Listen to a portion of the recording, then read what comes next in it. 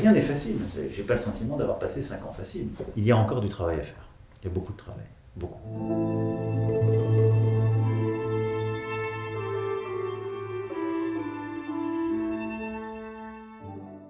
Je crois à ça et je pense qu'on va collectivement et tous ensemble tenir et la gagner.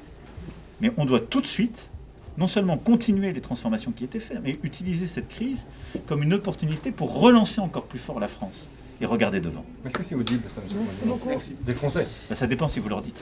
Bon courage. Campagne de vaccination. Une première dose. Vacciné. Covid-19. Vaccin. Vaccin. Un vaccin. Les vaccins.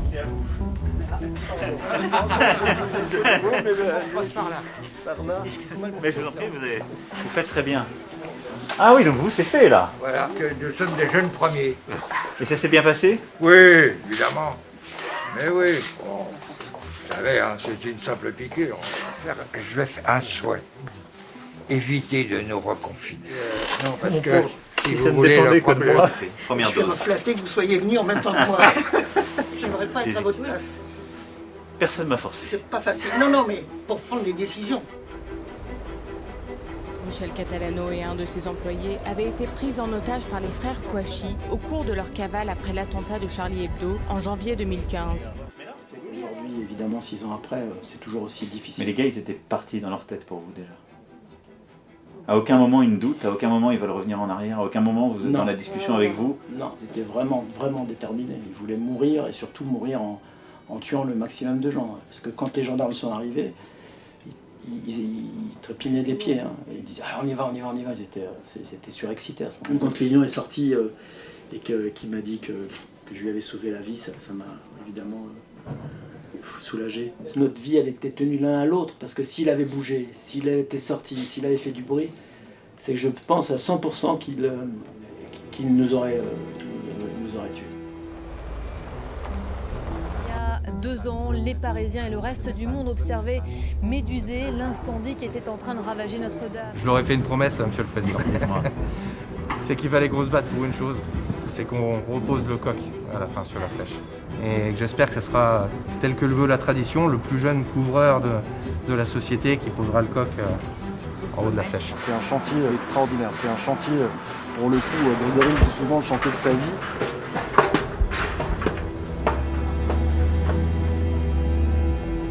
C'est pas facile d'aller à l'école et d'avoir un quartier où presque tout le monde a un peu honte de vivre. À chaque fois, quand on parle de la Mosson, on parle des fusillades à la Mosson, on parle d'individus qui ont mis de la drogue dans des écoles. Ça leur servait de stand de tir, monsieur le Président, parce qu'au fond, quand vous avez des impacts de balles. Voilà, donc ils se mettaient là et ils s'entraînaient. J'aime bien les gens qui rentrent chez eux le soir.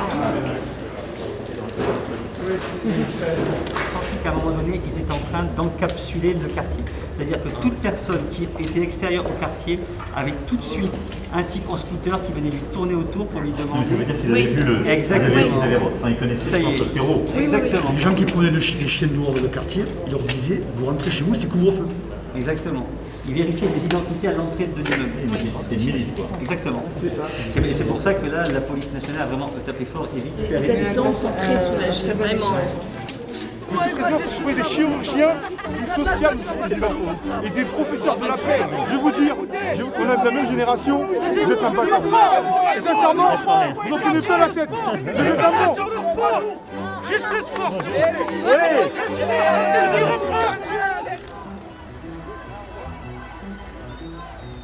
Il n'y a rien. Parce que ça se trouve, vous imaginez qu'on avance là et qu'il n'y a rien au bout. C'est hyper élégant de votre part, parce que s'il n'y a rien au bout, j'ai perdu net. Mais on aura fait une belle balade. C'est exact. Mais donc moi, de toute façon, je me prends mon gage. Oui. Et si j'ai raison, au mieux, j'égalise. Et vous acceptez de faire le vôtre. Regarde-moi ça. Bonjour, monsieur. Alors là, très fort. Merci à vous d'être là. J'ai apprécié le fait que vous alliez jusqu'au bout, c'est important pour moi. C'est une valeur humaine, ça n'a rien à voir avec la politique, ça. Et ça, j'ai kiffé. C'est ça, là, comme ça. C'est totalement décalé. C'est super. Il y a beaucoup de jeunes qui attendent que la musique reprenne. Ça arrive bientôt. On a tous fait d'énormes efforts. Il faut les tenir. Il faut encore résister contre ce virus. Ouais. Mais que la culture revienne et chacun pour ses goûts. Mais c'est super. J'espère qu'ils retrouveront vite la scène. C'est fait. C'est fait. On l'a fait. C'est génial.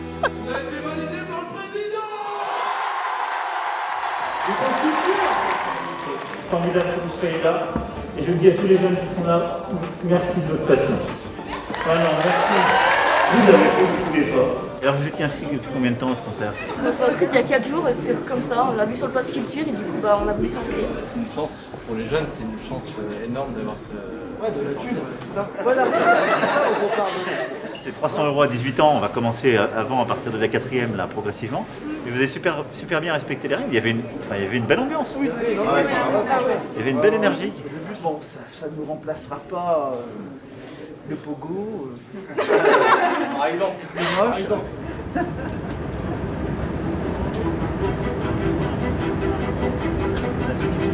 Les termes sont assez ouverts, je me souviens Venu de ce sommet du G7 dans les Cornouailles. Le sommet du G7 en Grande-Bretagne. L'engagement donc de fournir 1 milliard de doses d'ici la fin 2022 aux pays en voie de développement. Thank you guys, thank you guys, thank you guys, let's go, thank you, thank you guys, you guys, let's go, thank you, you guys, let's go, thank you, let's go, Mr. President, you guys, let's go, come on, let's. Well done. You're impressive. Nous nous sommes engagés à travers ce G7 à vacciner au moins 60% de la population mondiale d'ici l'année prochaine. How are you? Good to see you. My friend Cyril Ramaphosa is there. This is good. Et l'urgence, c'était de faire du vaccin un bien public mondial.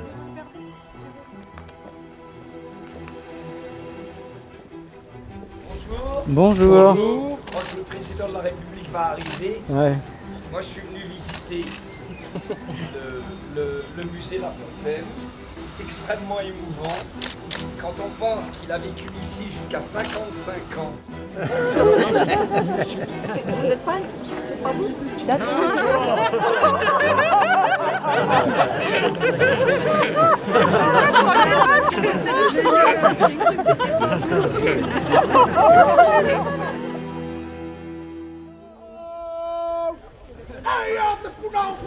C'est le fils dont tu me parlais hier. Oui, voilà. Oh, quel guerrier lui. Oh, oui. Oui. Oui. Oui. Il est impressionné. Intimidé. Le constat. En fait, c'est le constat qui m'intimide. La nation a une dette à l'égard de la Polynésie française. J'assume et je veux la vérité et la transparence. Monsieur le Président de la République, vous nous faites l'immense honneur d'être le premier chef d'État à venir aux îles Marquises. Merci. Bienvenue chez nous, bienvenue en terre des hommes et bienvenue chez vous. Yaola Polynesia, Maururu Nota Oto Farira. Oui, c'est bien, on comprend. On comprend bien ce que je dis. C'est pas grave, c'est la pluie qui tombe. Sortez vos parapluies, moi ça ne me dérange pas. C'est supportable à ce stade. Calmez, hey, vous devez calmer. Ça y est, là on a répondu. Nos jeunes, ils sont en souffrance. On a un gros problème concernant déjà l'éducation. Nos écoles, manque de professeurs, professeurs pas remplacés, manque d'infrastructures. Les professeurs pas remplacés? Pas remplacés. Et surtout dans les quartiers nord. Nos enfants vont peut-être, pendant des mois, ils ne vont pas à l'école. Parce que les profs ne sont pas remplacés. À la télé, on dit que les jeunes, tout ça, ils sont là, qui font des conneries. Mais moi, je vous le dis, tous ces petits jeunes-là, ils souffrent et ils veulent s'en sortir. Ces petits jeunes de 17 ans, ils en ont pas marre de voir tous ces jeunes-là. Vous entendez, qui meurent à 17, 14 ans, 18 ans. Et ils ont peur. À chaque fois qu'on parle des quartiers avec un nom, quand il y a un drame et uniquement quand il y a un drame, on enfonce la tête un peu plus bas à tous les mômes qui viennent de ces quartiers. Les jobs, il doit y en avoir. On a lancé les emplois francs. Les emplois francs, ça fait 2 ans que c'est lancé. C'est de dire, quand on prend un jeune qui vient des quartiers, il n'y a plus de charge. Il y a des endroits où ça marche du feu de Dieu. On doit pouvoir le développer ici.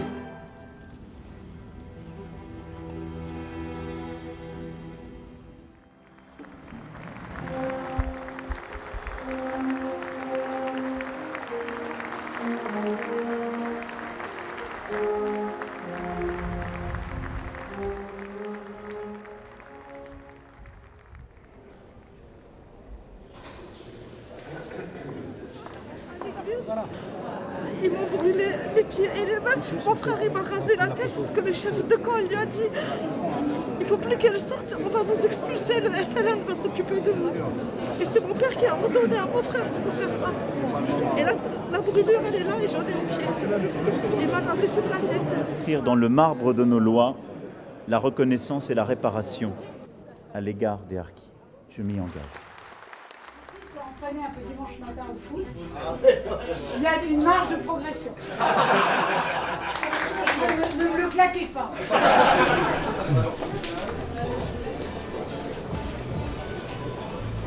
J'arrête les autres. Vous pouvez baisser un peu les taxes, s'il vous plaît. Pour les travailleurs. Oui, non, mais ceux qui gagnent entre 1005 et 2000. Oui, moi j'ai fait baisser des impôts là, cette année. La taxe foncière, non. Ah bah, la taxe foncière, c'est Ça pas grave. rattrape. La taxe d'habitation, on l'a supprimée. Vous la payez plus, la taxe d'habitation. Et ensuite, l'impôt sur le revenu, regardez s'il n'a pas baissé. À 1200 euros par mois, c'est moi, tout ce que j'ai fait depuis 4 ans, c'est d'essayer d'augmenter le pouvoir d'achat des gens qui travaillent. Mais les aides, c'est quelqu'un qui les paye, c'est les contribuables qui les payent. Non mais, et si c'est pas le contribuable d'aujourd'hui qui la paye, c'est le contribuable de demain qui est sur les épaules de monsieur qui les paiera. Mais non, mais c'est ça. Donc, non, mais faut qu'on pense. Là, on a 3 générations, il faut qu'on y pense. Les jeunes, il n'y a pas de. Non, mais. Parce que si les impôts qu'on ne paye pas aujourd'hui, si on veut financer des dépenses à côté, vous demandez en même temps des dépenses et des baisses d'impôts. Ça n'existe pas. Non, mais on lâchera pas. On peut faire. C'est là, il va falloir qu'on avance maintenant. Non, mais. Oui, mais je vous en prie. Vas-y. Je vous en prie. Je vous en prie, merci. Now my pleasure to welcome His Excellency Mr. Emmanuel Macron. Je veux ici appeler tous les pays qui ne sont pas au rendez-vous de leur juste part à prendre leurs responsabilités d'ici la fin de cette COP pour pouvoir tenir cet engagement pris à Paris.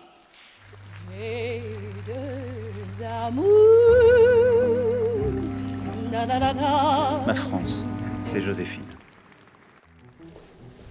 Ça va ? La crise sanitaire, est-ce qu'avec les dernières mesures qui ont été annoncées en début de semaine par le gouvernement, les Français peuvent espérer passer un Noël, les fêtes de fin d'année sereinement? Oui, je le crois profondément, parce que nous avons fait un effort collectif, tout particulièrement cet été et cet automne, avec le pass sanitaire, avec une accélération de la vaccination, nous sommes protégés. Pareil, il y a le président de la République qui est là. Au plat. Vous avez un peu de vos profils, madame, je suis désolé. Monsieur le Président, la présence du drapeau européen sous l'Arc de Triomphe a scandalisé Valérie Pécresse, Marine Le Pen et Éric Zemmour. Si nous avions retiré le drapeau français, j'aurais pu le comprendre. À la place de rien, nous avons mis le drapeau européen. Et donc je pense que c'était une mauvaise polémique. Ce drapeau européen, moi j'en suis fier. Ma grand-mère qui a beaucoup compté pour moi et qui est née au siècle dernier, elle est née en 1916. Elle est née sous la Première Guerre mondiale, elle a vu son père revenir estropié et la moitié de sa famille décimée. Elle a été mère au premier jour de la Deuxième Guerre mondiale, elle a vu son mari emprisonné et elle a vu son premier fils partir à la guerre d'Algérie. Et ensuite, elle a connu la paix. Par l'Europe. Nos générations ont une chance folle, nous n'avons jamais connu vraiment la guerre. Mais c'est une anomalie historique à l'échelle du millénaire qui vient de s'écouler. C'est grâce à cette construction européenne. Et c'est nous qui l'avons voulu. Donc, c'est pour ça que j'aime l'Europe au premier chef, parce que c'est un projet de paix. Voilà. Donc, il y aura une première question sur aussi le positionnement européen. Ok, ça marche. Bon, on y va. L'Union européenne doit dialoguer avec la Russie. Dialoguer, ça n'est pas concéder. Dialoguer, c'est pouvoir d'abord faire le point sur nos désaccords, mais essayer de construire l'avenir. 15 mois après le passage de la tempête Alex dans la vallée de la Roya, Emmanuel Macron va faire un point sur l'avancée des travaux de réparation. Heureux de revenir. Vous avez vu à quel point on était tombé, on était descendu aux enfers. Il nous semblait impossible qu'en 2020, on se retrouve dans une telle situation. 4 jours après, vous êtes arrivés. Vous nous avez permis de sortir la tête de l'eau. Et maintenant, on sait qu'on peut se projeter vers l'avenir. Pour nous, c'est un jour de joie. Et je vous remercie d'être venus. Bravo, bravo Jean-Pierre. Avec des gendarmes. Ils ont sauvé 70 personnes de l'état de Mais je me souviens très très bien. Voilà, à 11h du soir, ils ont évacué. D'ailleurs, j'ai fait un collègue pompier, un collègue. Oui. Ils ont Monsieur évacué. qui avait perdu lui-même ses parents. C'est un très bien. C'est mon adjoint. C'est votre adjoint qui m'avait beaucoup touché quand il était là, je me souviens, sur la plate, et il avait sauvé les gens, et il avait perdu les siens. Les pompiers étaient encordés dans la rivière, ils étaient encordés dans la rivière, ils n'arrivaient plus à franchir, et un agriculteur a pris son bulldozer, a traversé la rivière avec le bulldozer, il a enfoncé la maison, il a sorti la il maman, a mis la maman et les deux enfants dans le godet, il les a sortis. Et bon chance au mois d'avril.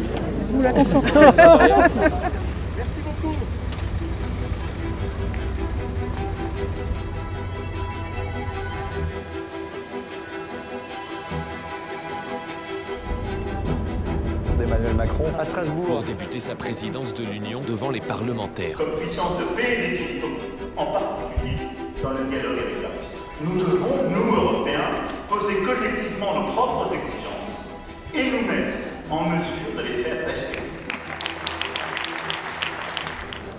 Je peux pas ça. J'ai ma voiture qui est bloquée derrière la tête.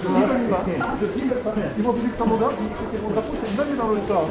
On va trop petit confondu. Totalement à part. Bien sûr. J'ai 18 ans et enfin, du coup ça va être ma première élection. Est-ce que vous vous présentez aux élections? Oui, vous êtes inscrit sur les listes déjà. Tout ça, oui, c'est la première élection. Ah, ça c'est bien. Non, moi en temps voulu, j'annoncerai ma décision. Je vais déjà continuer à me battre jusqu'au bout. Je pense qu'en tout cas, l'exemple que vous donnez en vous inscrivant sur les listes, en vous intéressant à ce qui est en train de se dessiner pour l'avenir du pays et en allant voter est très important pour vous et faire votre choix de citoyen libre, je pense que c'est essentiel. Donc réponse au prochain épisode. On se retrouvera au prochain épisode. Je suis épisode. d'accord avec Charlie et je suis flattée d'avoir un président. Vous allez bien? Oui, ça va. Ça va été un petit tennis. Entretien entre Emmanuel Macron et Vladimir Poutine ce vendredi au sujet de la crise ukrainienne. Au moins 100 000 militaires sont positionnés à la frontière. L'Ukraine quasiment encerclée. Mon intuition, c'est que là, si on arrive à 31 trucs là, il faut y aller. À Moscou. Je pense que c'est le moment. Si lundi on voit qu'il y a du jeu, il faut y aller. Jeudi à Moscou.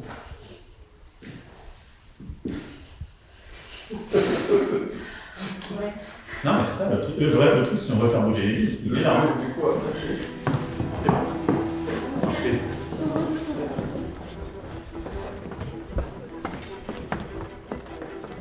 On est en relation avec la partie russe sur l'insécurité. Allô, je serai moi disposé, auprès du titre de mon pays, mais en tant que président aussi de l'Union européenne, à venir dans les prochains jours te voir sur cette base-là, pour essayer d'avancer ensemble et de prendre le temps en tête à tête. Et donc si tu y es prêt et disposé, c'est-à-dire si tu es prêt à rentrer dans une logique de construction sincère et de désescalade claire d'un point de vue militaire, moi je suis prêt. Qu'est-ce qu'il faut leur dire? Nous, on va aller le voir, c'est décidé. Non mais si je vais voir Poutine, je vais dans la foulée à Kiev. Le chef de l'État attendu dans le bassin minier à Liévin pour rendre hommage aux 42 mineurs décédés en 1974 après un coup de grisou. Mon père a été accidenté, mon père a été marqué par le charbon. Et le charbon était incrusté dans sa peau, mon père ressemblait à un singe, il l'a dit lui-même. Il hurlait quand il se regardait dans un miroir. Au bout d'un an, les ingénieurs responsables des mines sont venus chez mes parents, demandant à mon père de redescendre à la mine. Pour moi, ce qui est arrivé de plus grave, c'est qu'on leur a envoyé leur dernière fiche de paye, on leur a facturé leur bleu de travail et leurs outils, parce qu'ils ne les avaient pas remontés au jour. On a facturé aux veuves les outils et leur bleu de travail, comme s'ils n'avaient pas rendu leur matériel. Ils sont même insistés sur la fiche de paye pour les 4 jours entre le 27 et le 31 décembre. Justifié. Absence non justifiée. Non justifiée, oui. En retraite, j'ai eu 530 € il y a 20 ans par mois. Et maintenant, 20 ans après, j'ai 560 €. Sur 20 ans, on n'a pas été augmenté. Mais c'est la pension de reversion. Oui. Ok, je vais faire sur le micro tendu, oui. Ils sont tous là, c'est juste devant, en fait, ils vont vous poser des questions de frontières. Ah bon? Oui. Mais ils sont quand même à fond sur l'Ukraine aussi. Ils ont entendu, Laurent, vous avez entendu que vous aviez peut-être un call avec Biden, donc ça c'est... Là, je peux le confirmer. Voilà. Il est confirmé le call avec Biden? Pas encore, monsieur, c'est en train d'être confirmé. Mais ils peuvent vous poser la question. On était en plein musée. On était au musée à Lens, les gamins, la truc, tout le team à ce moment-là. Et ils me disent, on doit repartir. Je dis, bah, c'est quoi ces conneries? Et puis là, on me susurre à l'oreille, il y a Biden qui vous parle maintenant. J'ai dit, bah, juste faut lui dire non, parce que là, on va, le on va pas. Bah oui, mais c'est vrai. Ouais. Mais on va pas tous les planter en disant. Non, c'est vrai, ça marchait pas. Je suis très préoccupé, évidemment, de la situation sur le terrain. J'ai multiplié les échanges ces derniers jours. Le président Poutine à plusieurs reprises et le président Zelensky. Et je serai amené dans les prochaines heures à m'entretenir avec le président Biden. Peut-être de rencontrer Vladimir Poutine aussi. En fonction de l'avancée dans les prochaines heures, je n'exclus absolument aucune initiative ni déplacement. Merci pour le travail fait.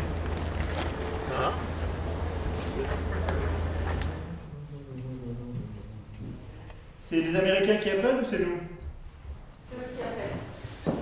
Le dernier scénario, on l'a vu tout à l'heure en réunion, c'est celui que les opérations, en fait, que les exercices en Biélorussie tournent mal et qu'au fond, Poutine entre en Ukraine depuis la Biélorussie. Et c'est juste des scénarios. Vous pensez que ça durera 2h30 chez Poutine? C'est une fiction. Ah, c'est pas qu'on pense, c'est eux qui nous disent ça, mais ça durera peut-être longtemps. En bas, ça durera très longtemps. 5 heures. Non, mais il y a une probabilité, c'est que ça finisse beaucoup plus tard. À Moscou. Oui, on est prêt. President Joe Biden, you must be tired. What is it, almost midnight there? Yeah, don't worry. It's what? Yes, it's no, it's fine. It's fine. No, I'm happy to have you, and I do appreciate. Thank you for calling, Joe. I wanted obviously to revert to the situation in Russia. Bon. Merci. Merci beaucoup. Pardon de vous avoir mobilisé tard. Mais bon, je pense que c'était pas mal avec Biden. Je vais réfléchir là-dessus cette nuit. Allez, bonsoir. Dormez bien. Bah, nous, ça fait une bonne journée.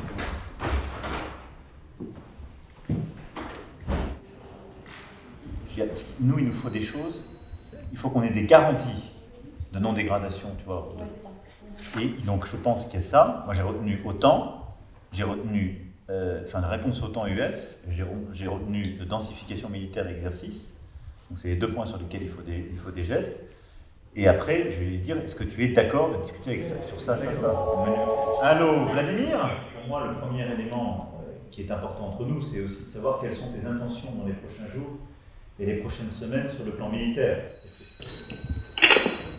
Alors, bon, Vladimir, il y a évidemment des risques de tension. Et mon idée est d'aller le voir, d'essayer de rentrer dans le détail sur à la fois la question de la désescalade militaire, de l'Ukraine, plus largement de la sécurité en Europe. Merci à toi, Vladimir, et vraiment, donc on y va.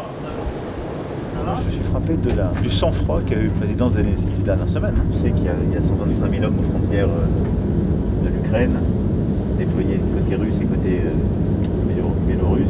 C'est que ce tête-à-tête va au moins temporairement empêcher justement une escalade militaire. Poutine va attendre. Je pense qu'il permet de clarifier les choses en substance et d'essayer de tester des hypothèses.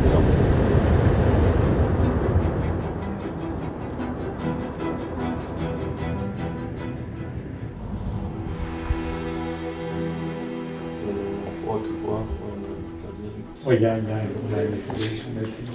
mais avant la conférence de presse. Oui. Et après le dîner. Donc ils nous attendent là-bas. Oui. Emmanuel Macron au Kremlin. L'arrivée d'Emmanuel Macron à Moscou. Près de 5 heures d'entretien en tête-à-tête entre Vladimir Poutine et Emmanuel Macron. Moi, la priorité, si je peux être très clair avec vous, c'est la stabilité de la situation sur le plan militaire à court terme. Avec quel objectif? La sécurité de tous. Il était donc à Sochi juste avant là. Mais ça nous donne du grain à moudre là, pour la suite. Oui. Bah, non, ça dépend un peu de ce que. Je vais essayer de voir ce que Zelensky peut prendre demain, on va en reparler. Mais en fait, je suis pas sûr d'avoir envie de le faire avancer tant que ça lui pour pas lui faire prendre de risques. Mais après, je pense qu'au vu de la discussion d'hier, il y a peut-être quelque chose à faire. There was Stalin and Lenin, but in 1961 it was decided to put Stalin away from here, and in 6 hours all the letters were demolished from the mausoleum, and the tomb of the Stalin is behind the mausoleum. There are also a lot of very famous... Même après. Bon, bah, ayez la nuit que vous méritez les uns les autres. Hein. Pas nous mener loin. Bonne nuit à tous et toutes. Merci beaucoup. Stamm ou Macron. Emmanuel Macron qui continue donc sa tournée pour tenter de désamorcer la crise autour de l'Ukraine. Après Moscou hier, le président français est arrivé à Kiev pour s'entretenir avec le président Zelensky. Ça va ? Ouais, j'ai pas compris. Zelensky, lui, sera très crispé sur des choses très pratiques et très immédiates. Il a besoin, au fond, lui, de savoir là immédiatement ce que ça lui rapporte. Il est écrit dialoguer dans les accords de Minsk. C'est vrai que dialoguer suppose quand même s'il y a un truchement, d'être à un moment donné au tiré. Donc c'est dialoguer et se mettre d'accord. Voilà. Mais est-ce que vous allez demander des concessions à Zelensky sur la question de l'OTAN? Les choses ne se posent pas du tout dans ces termes. De toute façon, d'abord, la première chose qu'on a à régler avec Zelensky, c'est Minsk.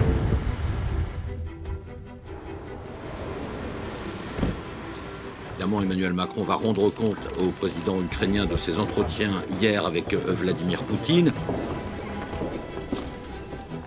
Vous leur dites dans 3 minutes, moi je suis prêt. Oui, on est bon?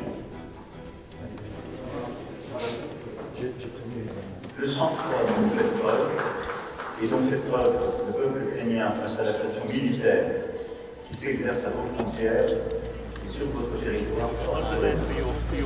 Thank you, Brigitte. Bye bye. See you. Bye. Fred, Joe, how are you? You've had a long trip. He told me very explicitly, I will not unilaterally invade Ukraine. I don't envisage any big operation on aggression. Bon, c'est bien. Donc je pense qu'il faut, en conclusion opérationnelle, tenir la situation sécuritaire en Ukraine. À fond les ballons. Donc il faut qu'il n'y ait aucune merde. Il y a 500 millions d'euros pour le projet d'EDF. Oui. Le temps de la renaissance nucléaire est là, le temps de la renaissance industrielle aussi. La France fait le choix résolu de son indépendance et de sa liberté. Bon. Eh ben merci beaucoup pour le boulot. C'était très bien, c'était beau.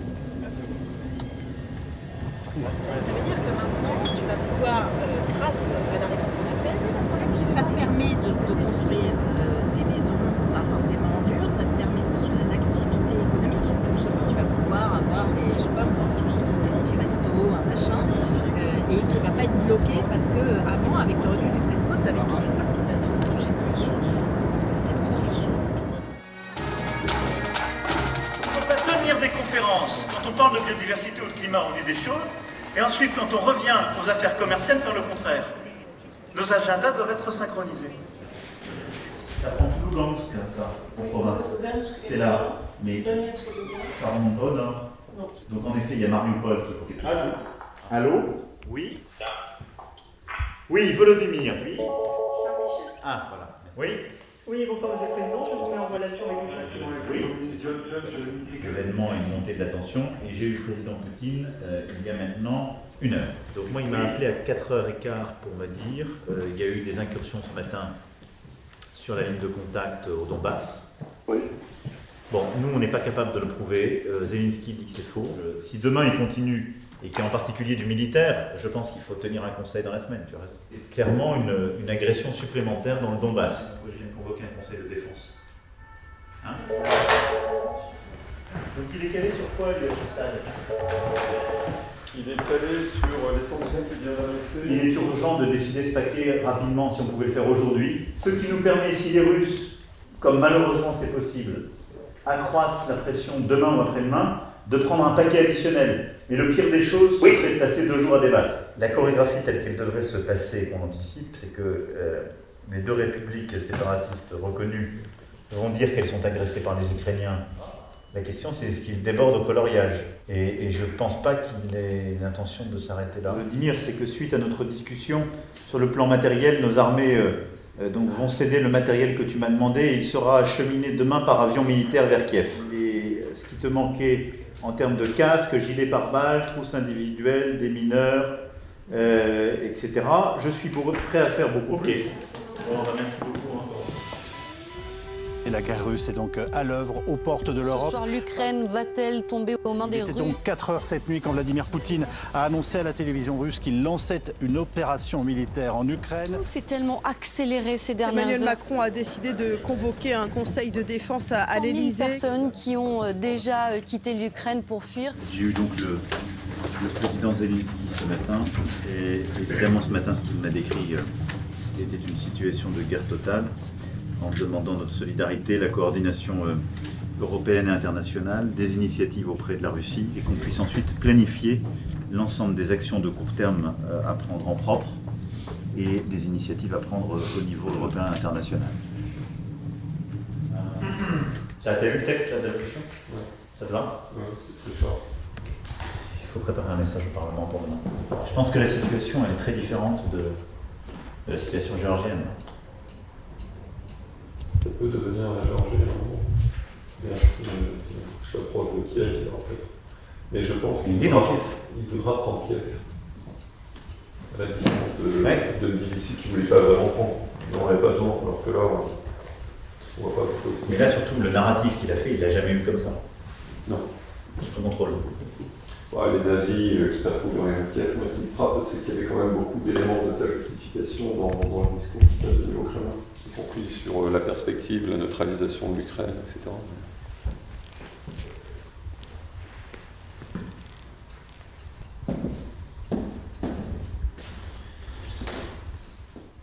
Tu dures combien de temps chez eux ? Là, on va le faire maintenant. On va aller enregistrer. Ça dure combien de temps ? 5 minutes. 5 minutes. Je vais faire très très court.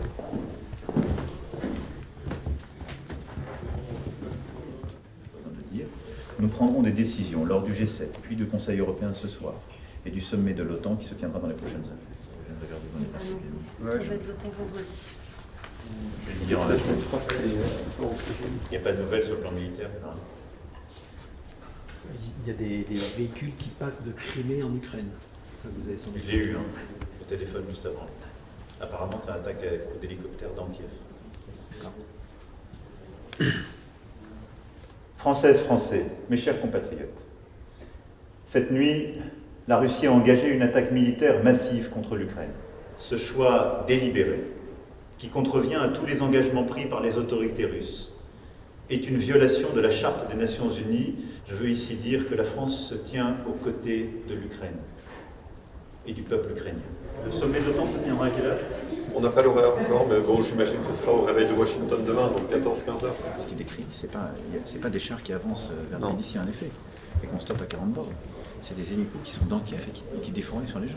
Voilà. C'est ça ce qui décrit. Avec un scénario que les troupes n'entrent pas dans les villes, mais que dans les villes, les forces spéciales s'occupent d'organiser le soulèvement des... Et c'est assez cohérent avec la neutralisation des forces spéciales.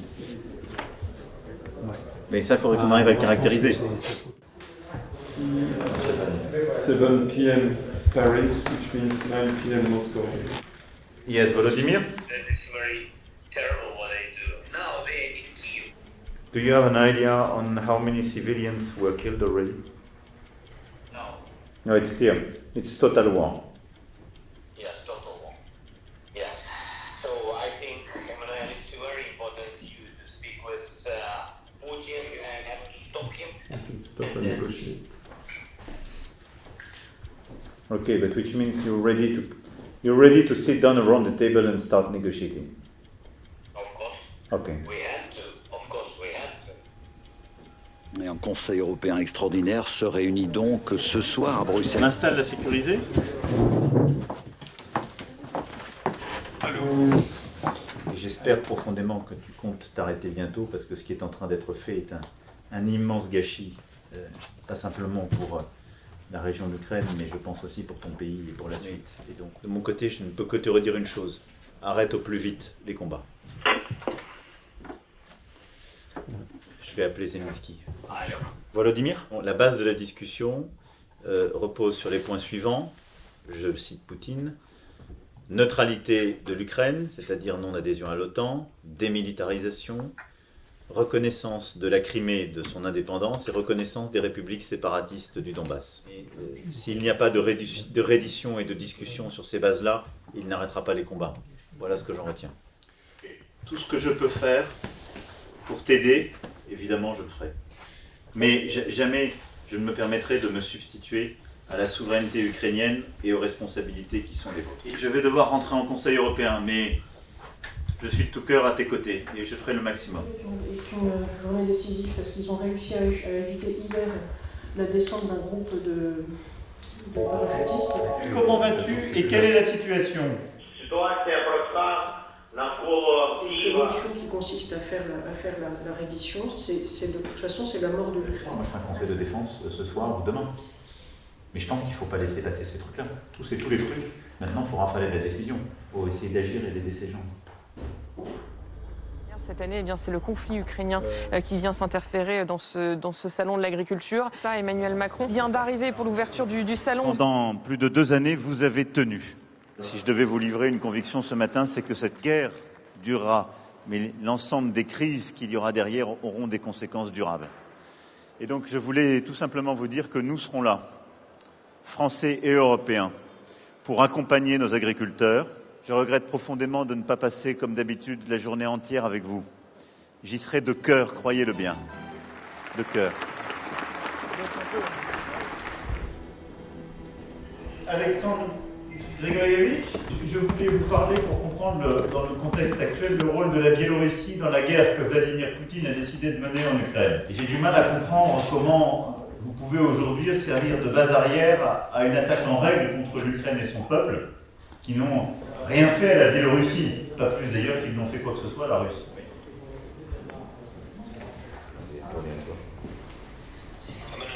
Volodymyr. Pour moi, en ce moment, meilleur moment, je mange. Pour tout le monde, journée très difficile, beaucoup de victimes. Vous avez de la famille là-bas en ce moment? Il est où? Sous les ponts. Ça va, vous l'avez au téléphone? Oui, ça va pas bien. Il est très inquiet. Mais déjà, il est tiré dans son appartement, les tirs continuent toute la nuit. En plus, il tire sur justement des cibles comme les raffineries, la fumée noire, fumée, et sur les immeubles d'habitation. Il dort par terre, il s'est mis un matelas par terre, il dort par terre. Il a quel âge? 82 ans.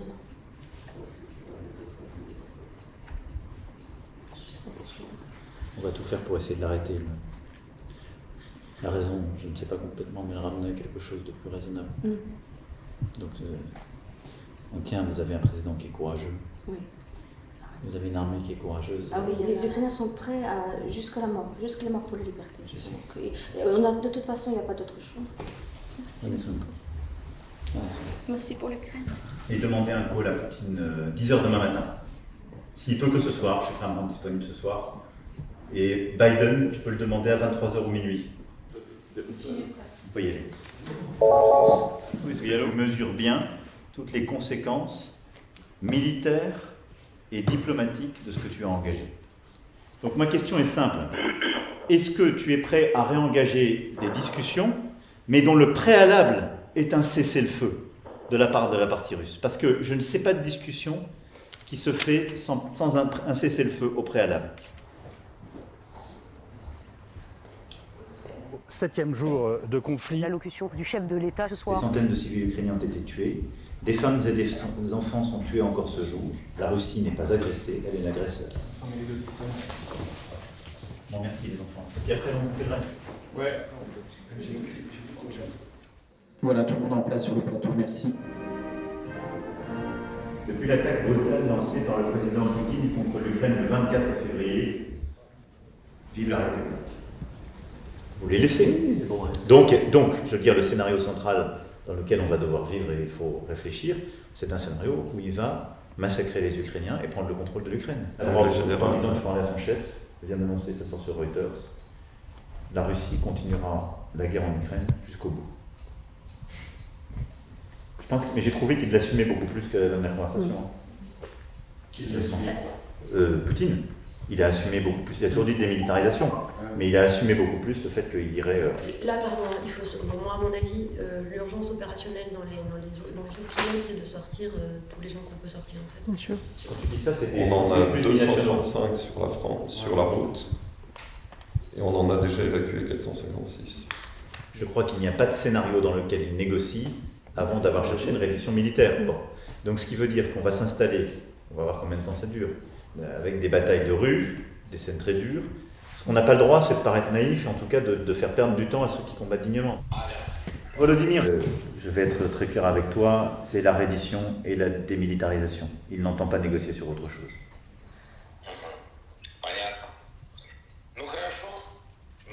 Si on laisse la chose dériver comme ça, le conflit va se mondialiser. Parce qu'à un moment donné, il y en a un qui tiendra pas et qui dira j'y vais.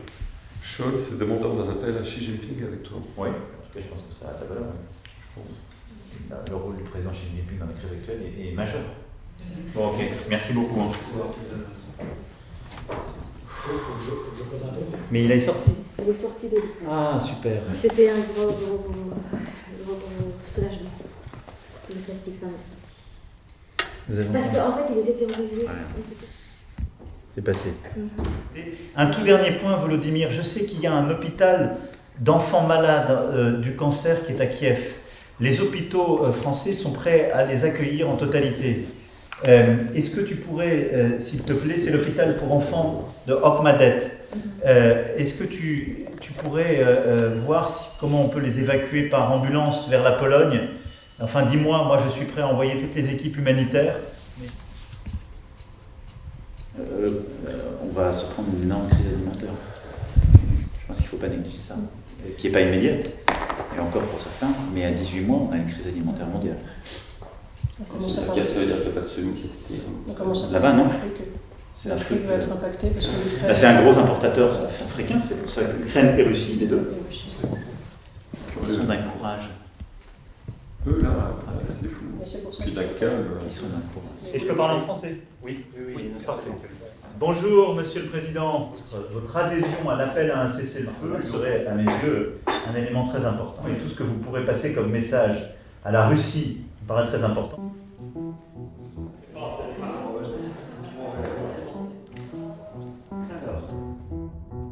La réunion des 27, sommet du sursaut, comme le voudrait Emmanuel Macron, Versailles. Lieu historiquement chargé pour parler défense. La guerre en Ukraine, c'est à coup sûr un élément qui va conduire à complètement redéfinir l'architecture de notre Europe. C'est encore en troisième, c'est ça? Oui. C'est Charles Michel, puis Ursula von der Leyen. Ok.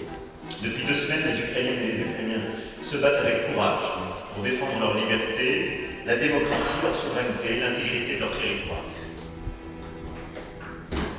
18e jour de conflit. C'est qu'au fond, l'étape 0, c'est boum, pétrole, gaz, charbon, finito, et on y va. Michael, thanks for taking my call. I know it's a late hour there. No, thank you very much, Joe. I want first to offer my condolences for the death of an American journalist in Ukraine. Yeah, terrible. Clearly, the situation on the ground is deteriorating, despite Ukrainian resistance, and I have less and less the impression that he is really ready to negotiate anything on the short run. Nicolas.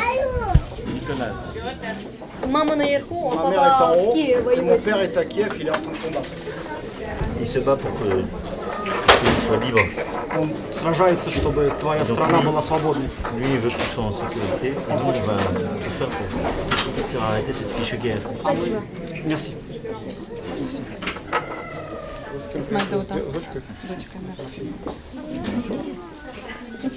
В Мариуполе расстреляли роддом. À Mariupol, une maternité a été littéralement fusillée. Погибли беременные женщины. Les femmes enceintes ont péri. Mon mari a été blessé, il continue à être volontaire à Kiev. Ce qu'on essaie de faire, c'est de lui faire arrêter la guerre sans lui faire la guerre à lui. Parce qu'on ne veut pas que ça devienne un nouveau conflit mondial. J'essaie de faire ce qui est le plus juste vis-à-vis de vous et des valeurs qu'on défend. Vous reposez, vous pensez un peu à vous, d'accord? Vous vous occupez de vos mamans aussi un peu. On va essayer de faire. Je m'occuperai bien de ma maman. Moi, jamais je ne ferai quelque chose que tu ne veux pas faire, ni ne prendrai une initiative que tu n'as pas validée. Donc sur cette base-là, compte tenu de la discussion qu'on vient d'avoir, je vais dire que je n'ai pas d'accord de ta part, et je vais dire à Poutine, donc on doit continuer le travail. Moi, je t'aiderai pour essayer d'avancer à chaque fois que tu as besoin de moi. Ok.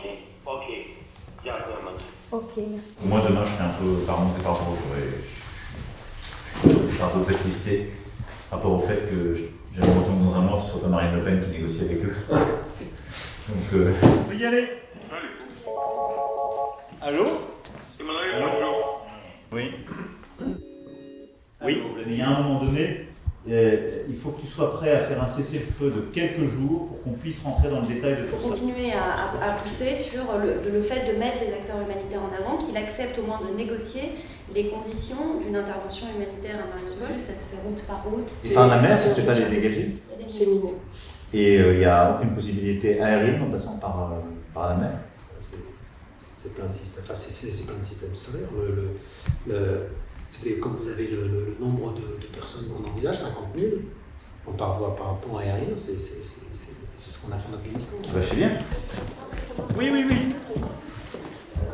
L'action humanitaire, toi tu penses qu'il faudrait ouvrir une route et les évacuer de Mariupol à quelle autre ville ou quel autre point? Et combien de temps de trêve il faudrait négocier avec la Russie pour bien le faire?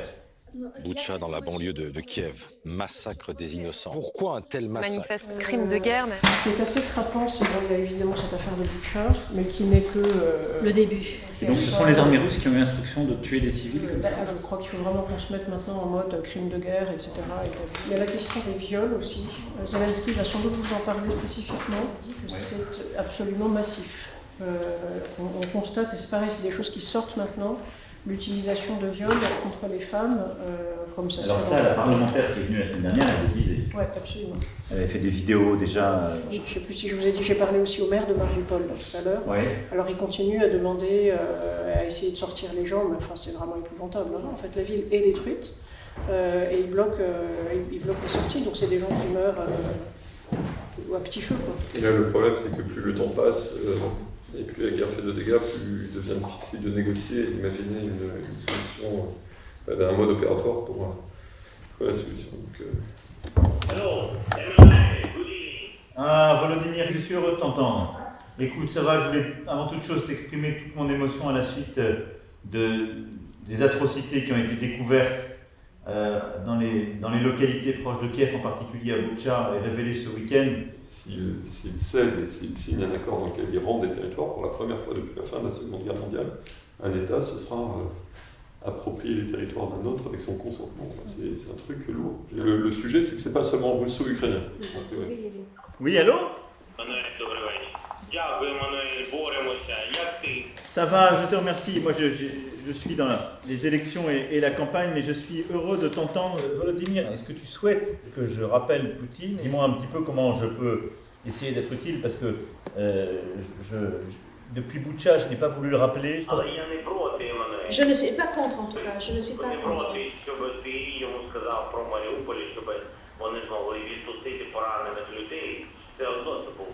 Tu peux compter sur moi. Moi, jour comme nuit, quand tu as besoin de quelque chose, même si c'est la campagne, je serai là parce que je continue à présider le pays et on ne te lâchera pas, Volodymyr. Tu peux compter sur moi. Le risque principal, c'est qu'on finisse avec un cessez-le-feu, une Ukraine divisée et occupée. Rien d'autre. We have to intensify our pressure. Thank you. Dankeschön. La tension est maximale des deux côtés. Il y a des rumeurs.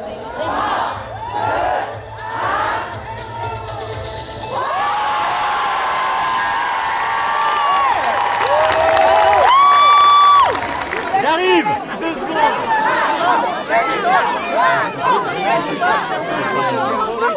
Prendre une photo avec vous. Félicitations. Prendre une photo avec vous, Monsieur le Président. Je vous félicite.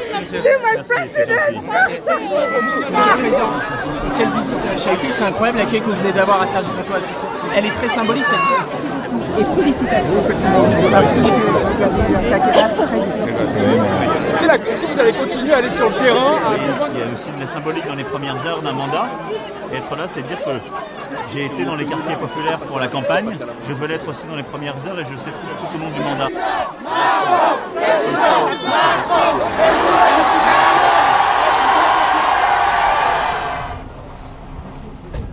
C'est un conseil un peu particulier.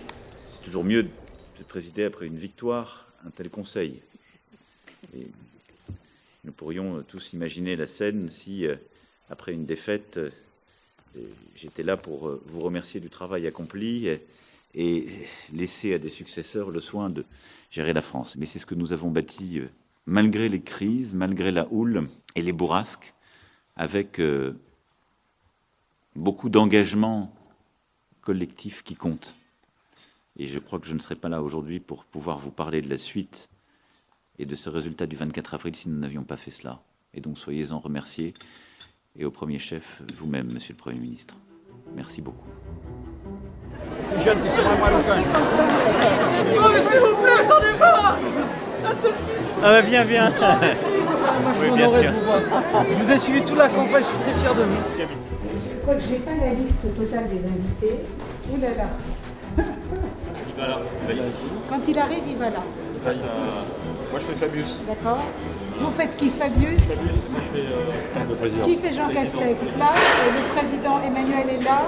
Ouais. Laurent Fabius. D'accord. Comme ça, le regard, le grand chancelier prononce la phrase comme quoi il le reconnaît comme un grand maître de l'ordre. On doit les avoir, j'ai vu des notes. Hein. La famille de Samuel Paty, la famille de Samuel Paty, elle vient. Oui. À mon avis, elle vient chercher. Voilà. C'est une voiture de chez nous. Oui, c'est.